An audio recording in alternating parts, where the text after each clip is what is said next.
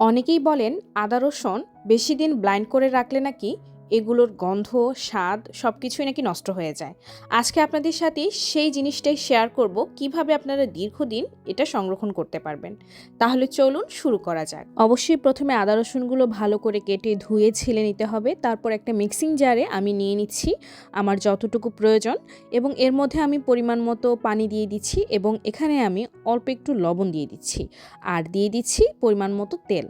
এখানে আমি অতিরিক্ত ইউজ করব না, যেহেতু প্রতিবারই আমি অল্প একটু তেল আর লবণ ইউজ করব, যার কারণে এখানে আমি পরিমাণ মতো দিয়েই আমি ব্লাইন্ডারটা করছি। এভাবে আদা আর রসুন ব্লাইন্ড করলে কিন্তু অনেক দিন ভালো থাকে, এবং যেভাবে আপনি ব্লাইন্ড করে রাখবেন আগামী 1-2 মাস পরেও কিন্তু সেম একই কালার এবং একই স্বাদ বজায় থাকবে। এভাবে আমি সবগুলো রসুনগুলোকে ব্লাইন্ড করে নিলাম।